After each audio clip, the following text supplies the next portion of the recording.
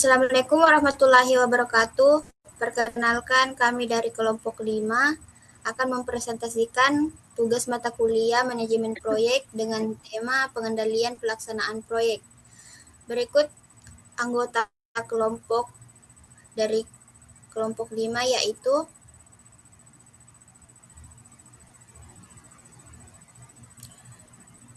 Nanda Kesya Salsabila, Putri Melani, Suci Ramadhani, Andi Putri Syakila, dan Sri Wahyuni.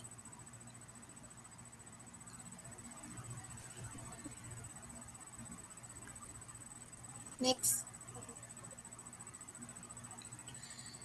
Adapun pendahuluan dari tema pengendalian pelaksanaan proyek, yaitu pengendalian proyek sebagai salah satu fungsi dan proses kegiatan dalam manajemen proyek yang sangat mempengaruhi hasil akhir proyek.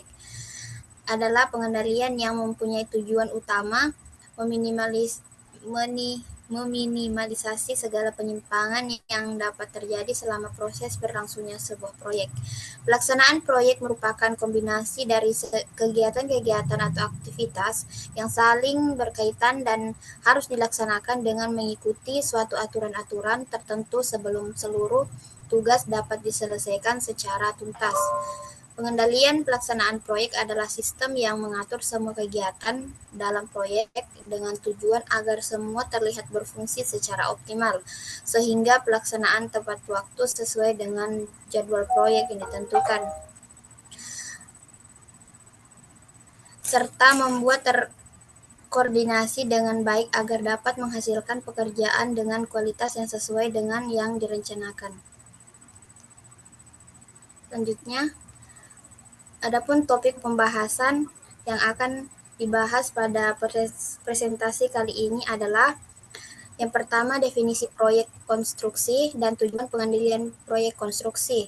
Yang kedua, pengendalian waktu dalam pelaksanaan proyek. Yang ketiga, pengendalian biaya dalam pelaksanaan proyek. Yang keempat, pengendalian kualitas dalam pelaksanaan proyek. Yang kelima, pengendalian risiko dalam pelaksanaan proyek. Dan yang terakhir adalah adanya studi kasus. Untuk mempersingkat waktu, saya persilahkan kepada pemateri pertama untuk membawakan materinya. Pada materi pertama yaitu definisi proyek konstruksi dan tujuan pengendalian proyek konstruksi.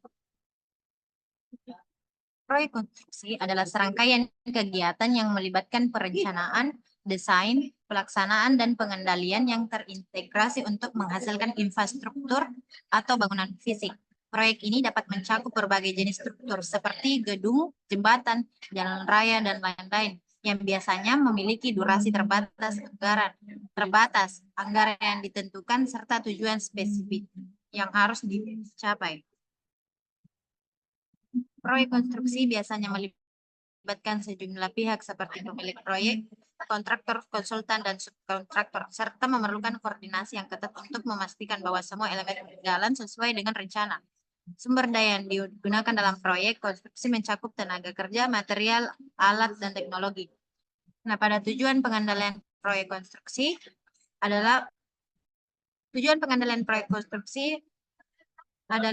proses yang digunakan untuk memastikan bahwa proyek berjalan sesuai dengan anggaran, jadwal, dan standar kualitas yang telah ditetapkan.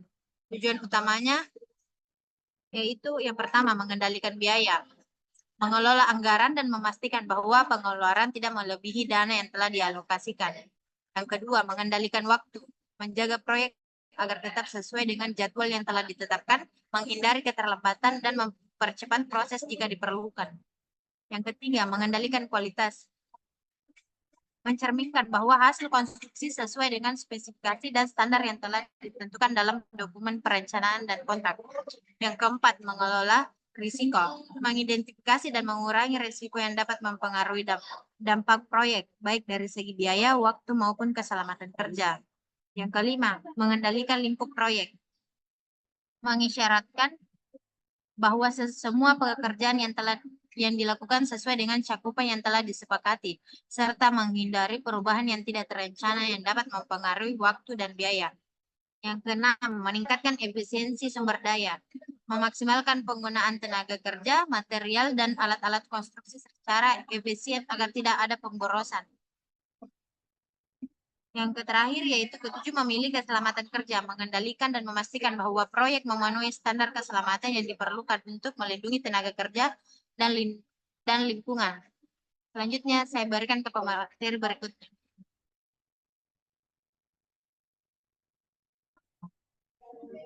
Untuk materi kedua yaitu pengendalian waktu dalam pelaksanaan proyek.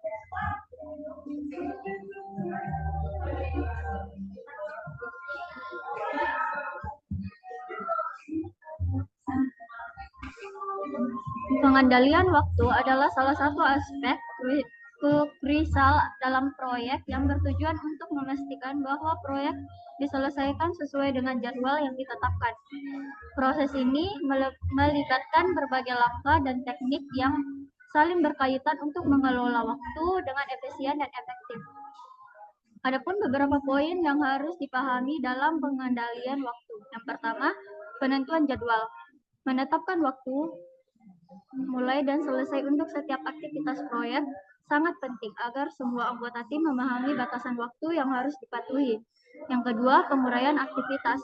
Memecah proyek menjadi tugas-tugas lebih kecil, memudahkan manajemen dan pengendalian waktu, serta memungkinkan penetapan durasi yang lebih akurat untuk masing-masing aktivitas.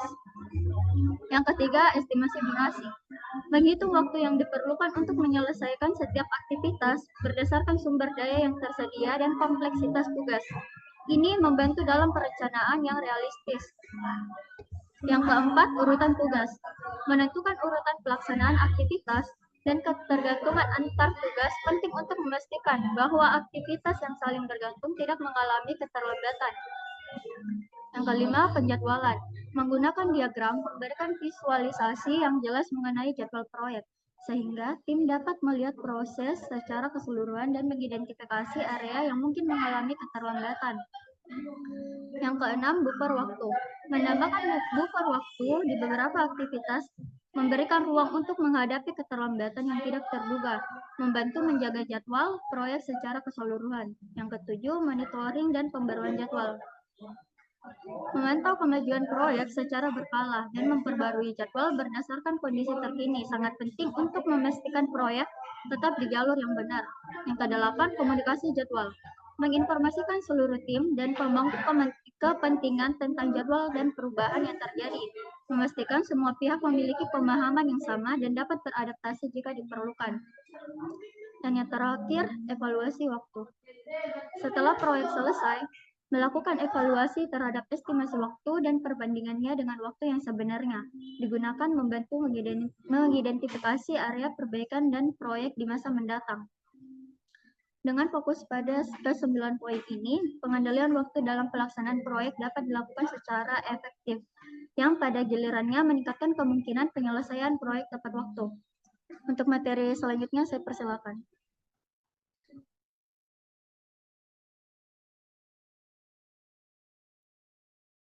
Baik, pada pembahasan ketiga yaitu pengendalian biaya dalam pelaksanaan proyek.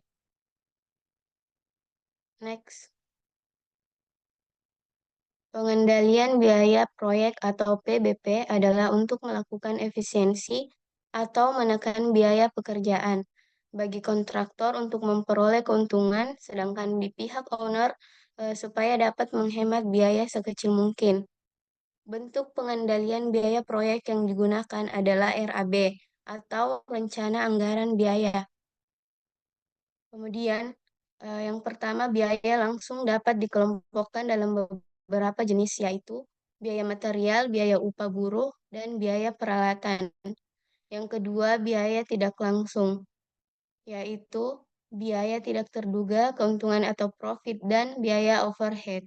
Kemudian, faktor-faktor pengendalian biaya, yaitu faktor sumber daya manusia, faktor peralatan, faktor organisasi, faktor sistem informasi, faktor pengawasan langsung, faktor pengawas lapangan, faktor pelaporan, faktor waktu pelaporan, dan yang terakhir faktor pemilik proyek.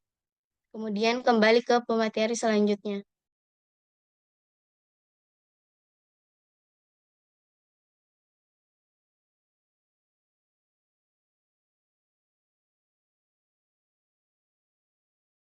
pada materi keempat, yaitu pengendalian kualitas dalam pelaksanaan proyek.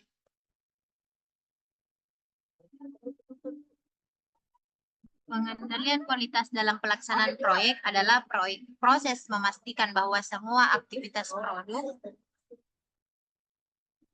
atau layanan yang dihasilkan dalam proyek memenuhi standar yang telah ditetapkan. Tujuan utamanya yaitu untuk meminimalkan kesalahan, cacat, dan variasi yang dapat mengganggu kualitas output proyek. Proses ini mencakup beberapa langkah seperti yang pertama, penetapan standar kualitas. Menentukan kriteria kualitas berdasarkan spesifikasi teknis, standar industri, atau kebutuhan klien. Yang kedua yaitu pengukuran dan inspeksi. Melakukan pengujian dan inspeksi terhadap hasil kerja secara berkala untuk memastikan kesesuaiannya dengan standar. Yang ketiga, pemantauan dan evaluasi. Melacak kinerja dan kualitas selama proses produksi atau pelaksanaan pekerjaan dan membandingkan hasilnya dengan standar yang sudah ditetapkan. Yang keempat, pencegahan dan koreksi. Menerapkan tindakan korektif jika ada ketidaksesuaian atau cacat yang ditemukan, serta merancang tindakan pencegahan agar masalah serupa tidak terulang. Dan yang terakhir, dokumentasi dan pelaporan. Mencatat semua proses inspeksi, pengujian, dan tindakan korektif untuk memastikan akuntabilitas dan membutuhkan evaluasi di masa depan. Selanjutnya, saya berikan ke pemateri berikutnya. Kemudian yang kelima, pengendalian risiko dalam pelaksanaan proyek.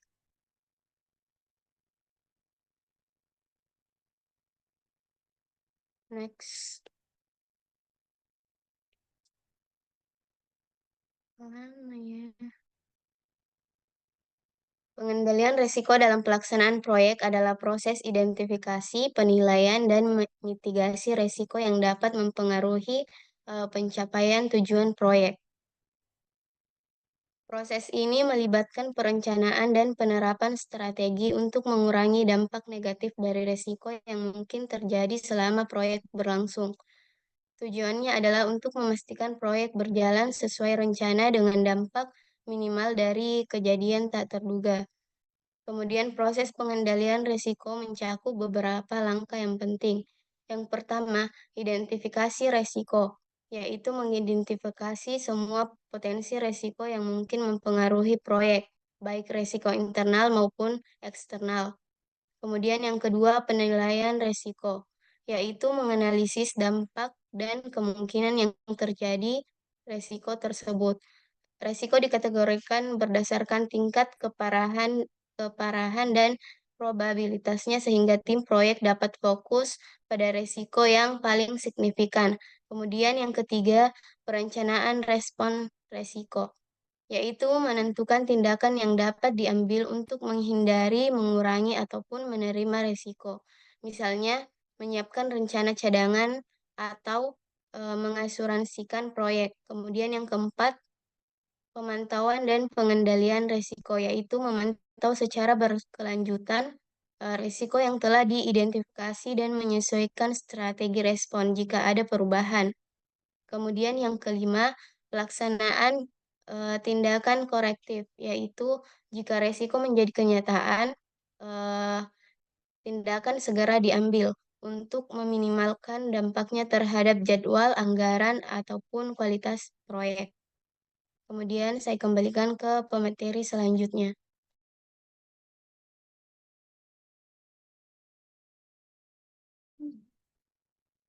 Jadi selanjutnya di sini ada satu studi kasus terkait pengendalian pelaksanaan, terutama itu pada proyek pembangunan MRT Jakarta pada fase pertama.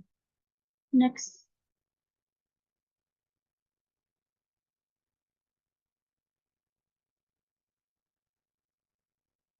Slide selanjutnya. Oke.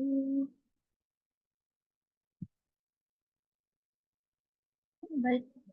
Jadi pada studi kasus proyek MRT di Jakarta pada fase pertama itu telah menghadapi sejumlah tantangan dalam pengendalian waktu, biaya, dan risiko selama fase pembangunannya. Dikarenakan sifatnya yang merupakan proyek bawah tanah dan juga dikerjakan di tengah kota besar dengan tingkat kepadatan yang tinggi.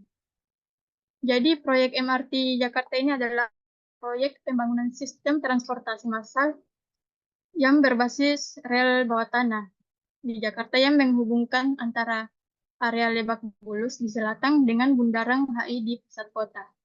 Dengan panjang jalur itu, jalur rel sekitar 16 km, dan proyek ini merupakan bagian dari upaya untuk mengatasi kemacetan lalu lintas dan meningkatkan mobilitas penduduk Jakarta dengan menyediakan sarana transportasi publik yang cepat, aman, dan efisien. Jadi di sini ada beberapa tantangan pengendalian yang dihadapi pada proyek ini. Yang pertama itu tantangan pada pengendalian waktu. Jadi proyek ini tuh telah mengalami beberapa penundaan pekerjaan karena alasan dari proyek MRT Jakarta ini telah mengalami penundaan pekerjaan dikarenakan kondisi geologi yang kompleks dan bervariasi di sepanjang jalur, serta karena adanya lokasinya itu di lingkungan perkotaan yang padat, sehingga membatasi waktu kerja demi meminimalkan gangguan lalu lintas dan itu tentu perlu memperpanjang jadwal proyek. Faktor kedua itu ada terkait masalah pengendalian biaya. Jadi biaya proyek MRT Jakarta ini tuh meningkat karena penggunaan teknologi khusus untuk penggalian bawah tanah di area yang padat dan juga di sekitar gedung tinggi itu tentu adanya biaya tambahan untuk memindahkan utilitas kota seperti pipa air dan kabel listrik yang harus disesuaikan dengan pembangunan terowongan. Jadi biaya proyek dari MRT Jakarta fase pertama ini telah mengalami kekurangan anggaran biaya yang telah direncanakan sebelumnya. Dan faktor ketiga itu ada terkait pengendalian risiko.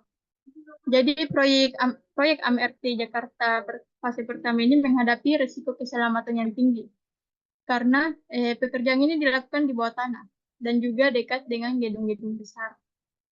Risiko lain juga termasuk pada potensi banjir, terutama saat musim hujan, serta tantangan dalam koordinasi dengan pemerintah daerah dan masyarakat sekitar terkait pembangunan proyek ini. Next.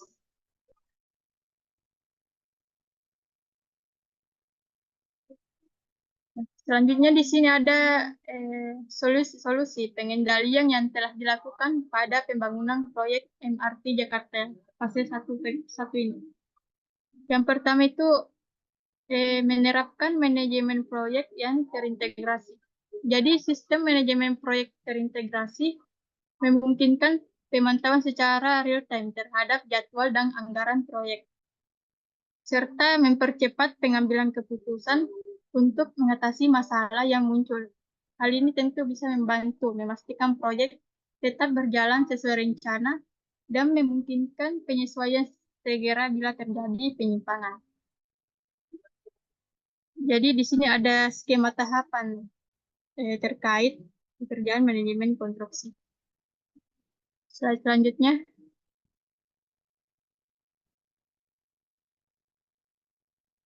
Dan selanjutnya itu ada solusinya itu melakukan pengendalian risiko dalam proyek.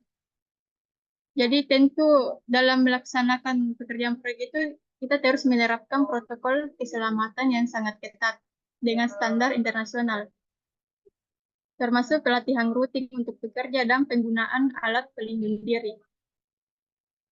Jadi pengendalian manajemen risiko dalam proyek itu melibatkan proses untuk mengidentifikasi, menganalisis, dan mengelola risiko yang dapat mempengaruhi pencapaian tujuan proyek. Jadi tentu tujuan utamanya itu yaitu meminimalkan dampak negatif dari risiko dan memastikan bahwa proyek dapat diselesaikan sesuai dengan waktu, biaya, dan kualitas yang direncanakan. Slide selanjutnya.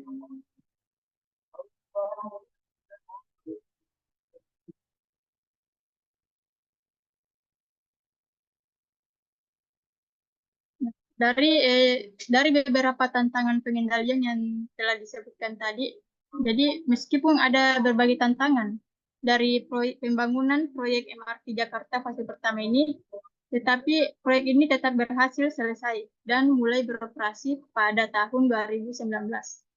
Jadi proyek ini membawa dampak besar bagi mobilitas warga Jakarta karena mengurangi waktu tempuh dan membantu mengurangi kemacetan.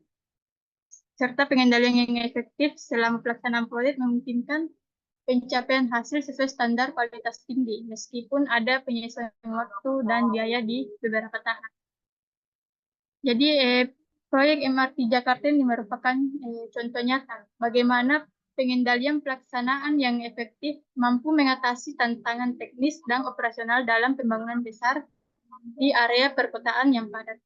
Jadi keberhasilan proyek ini menunjukkan bahwa penerapan teknologi canggih serta kolaborasi yang erat antara pemerintah, kontraktor, dan masyarakat adalah kunci untuk mencapai hasil yang optimal. Jadi hal ini tidak hanya memastikan proyek berjalan sesuai rencana, tetapi juga menyeimbangkan kepentingan semua pihak yang terlibat demi tercapainya tujuan proyek. Selanjutnya saya serahkan kembali kepada moderator.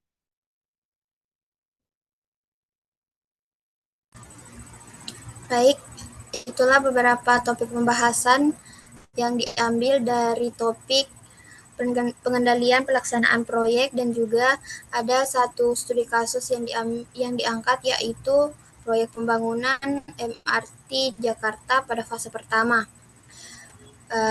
Untuk sebagai penutup, kita telah membahas pentingnya sebuah pengendalian pelaksanaan proyek, dan pengendalian proyek yang efektif dapat membantu untuk memastikan bahwa proyek berjalan sesuai dengan rencana dan juga dapat mencapai tujuan yang telah ditetapkan.